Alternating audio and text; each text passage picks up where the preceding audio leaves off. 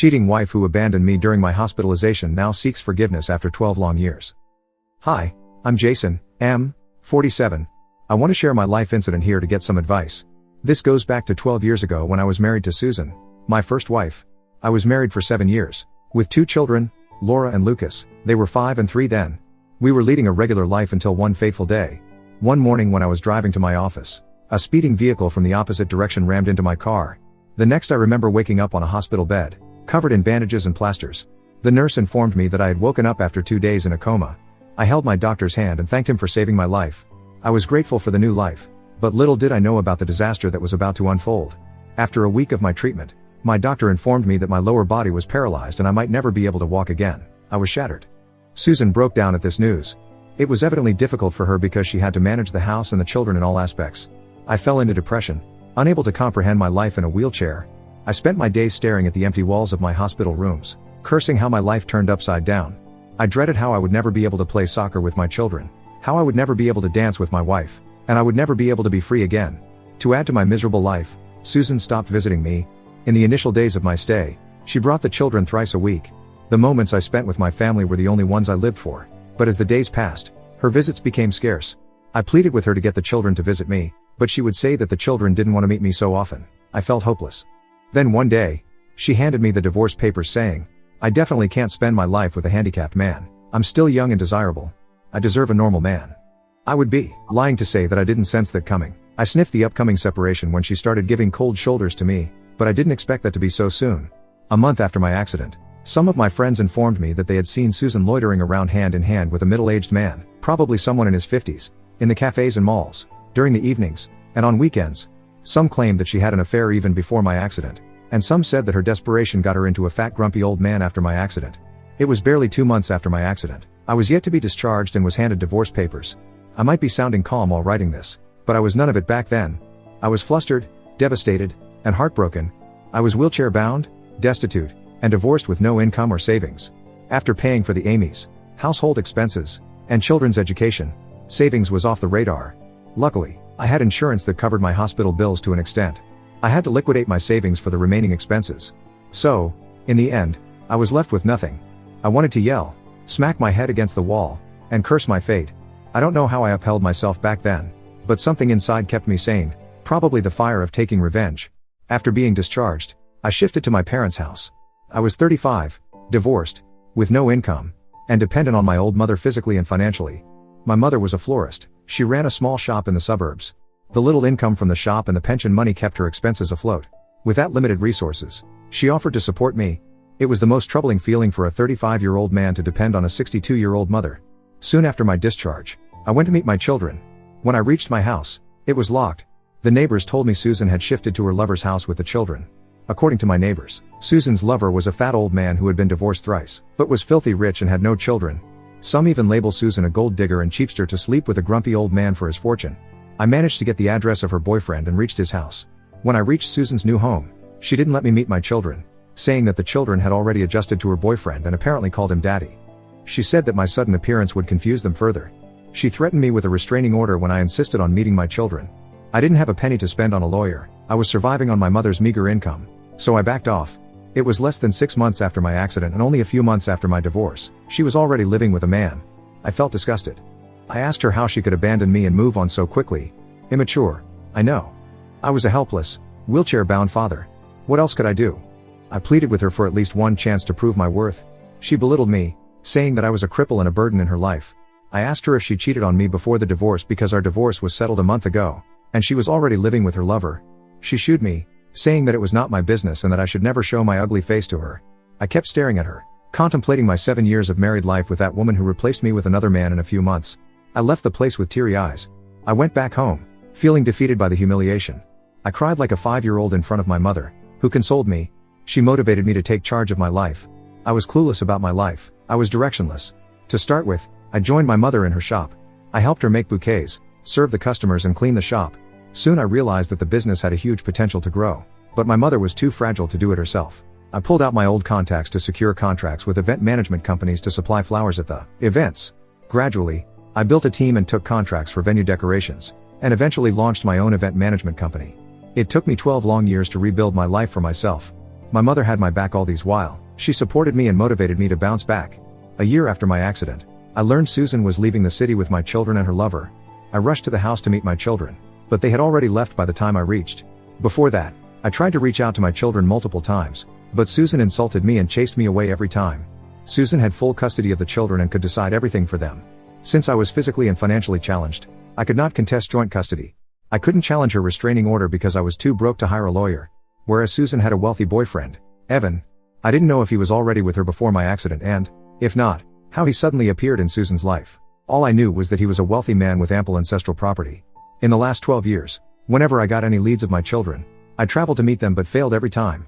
Susan threatened to get me arrested as her boyfriend had the money and contacts to get away with anything. BTW. That man didn't marry Susan even after 12 years. Although they lived together. A year ago, I finally filed for joint custody. I was waiting eagerly for my event management business to get stabilized. I filed for custody and finally managed to get 15 days. They are flying next week to my house. Although Susan did her best to object to my plea in court, I hired a good lawyer who presented my case well, and I got 15 days. Besides, my children are grown-ups now, and they were asked if they wanted to meet me and affirmed a yes. I know I can't compensate for the lost 12 years, but I wish to spend quality time with my children. As the time is nearing, I am feeling nervous and delighted at the same time. They are 17 and 15 now. I know teenagers are demanding these days. I hope that my children are not mean and toxic to the extreme. I don't know what story Susan has told them in the last 12 years, and should I tell them the truth about their mother? I don't know. Do you guys have any suggestions on this? How do I approach them? I'm super nervous and super excited. Update 1. Hi all, I have quite an update. I missed 2 critical pieces of information in my original post. First, about my current wife, Amy. Yes, I remarried a beautiful woman 5 years ago. Amy is an interior designer. I met her at an event where she was designing the wedding venue, and we were providing the flowers.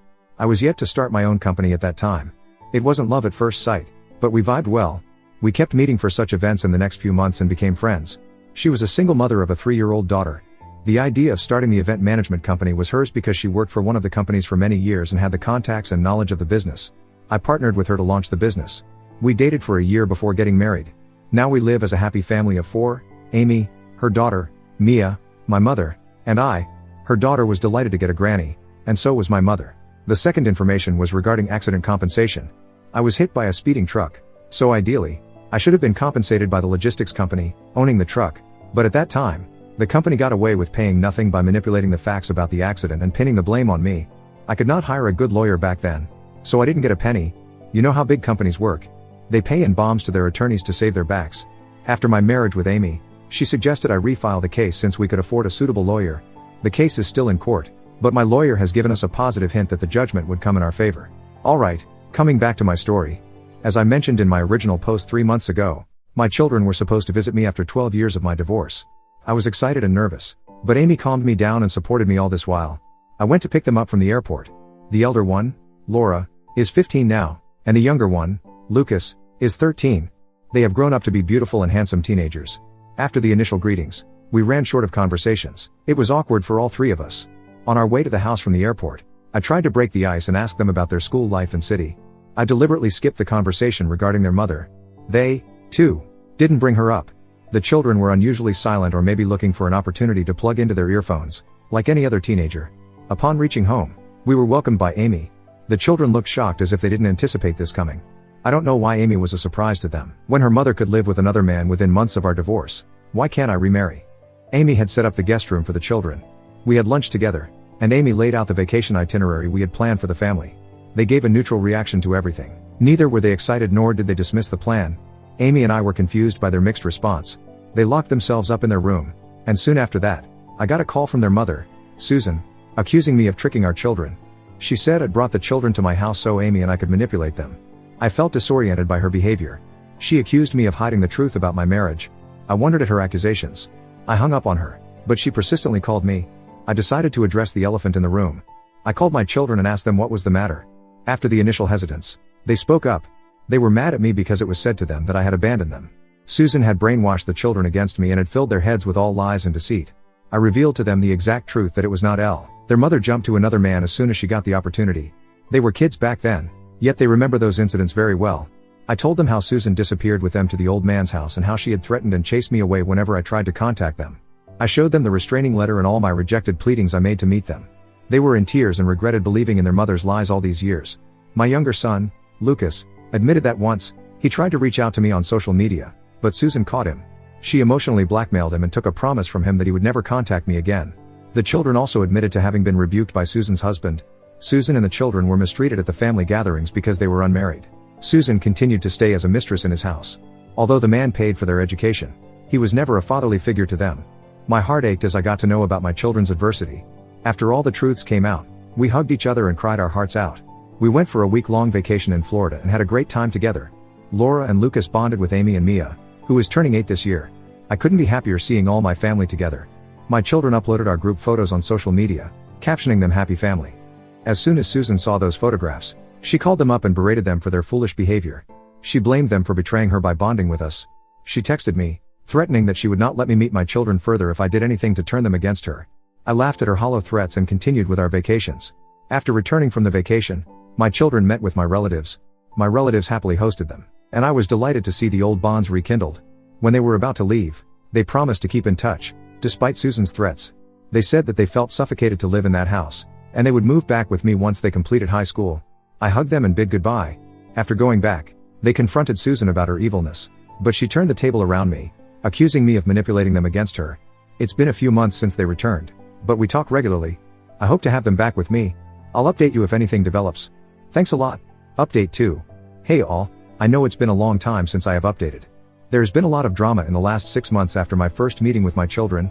3 months ago, the impending court case with the logistic company got settled. Guess what? I got hefty compensation, not only for the accident but for the injustices in the first trial. I'm not sure if I mentioned this in the initial trial. The logistics company whose truck rammed into my car manipulated the case and pinned the blame on me for the accident. Hence, I was not compensated at all. I appealed it again, at my wife's suggestion, and won this time. I gave the news to my children, and they were equally elated. They wanted to meet me, and I promised to have them back with me permanently. A month later, Susan showed up at my office. She held my hand and asked me for forgiveness. I was taken aback at her sudden sight. She admitted that after my accident, she turned desperate. She found that old man who wanted a sugar baby. I didn't know about all these terms until I googled it on that day.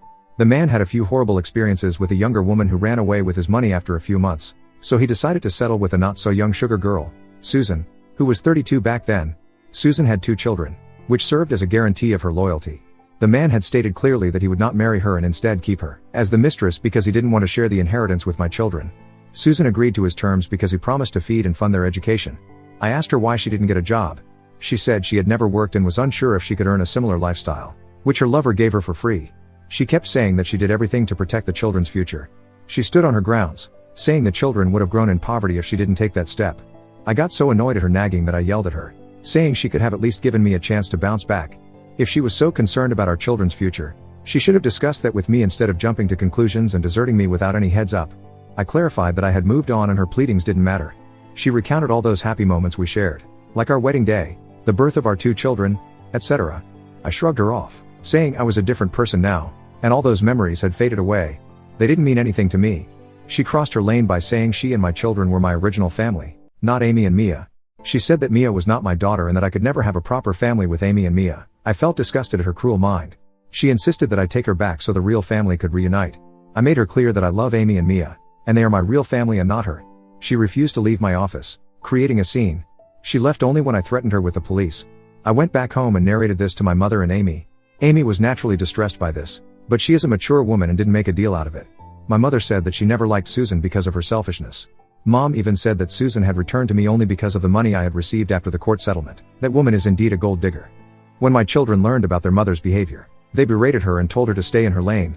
I'm not sure how her sugar daddy got to know about this incident, and he had threatened to throw her away if she tried to reach out to me next time. I couldn't be more thankful to him. The latest update is that my children are moving in with me this month. They would stay with us briefly before I put them in a nearby college. They wanted to enjoy their college life and stay at a hostel. I believe we should remain connected but, at the same time, give ourselves some space to know each other. The children have abandoned Susan, and in the end, she is left with nothing but her sugar daddy. I hope she gets to enjoy the sugar until it turns sour. Ha ha ha.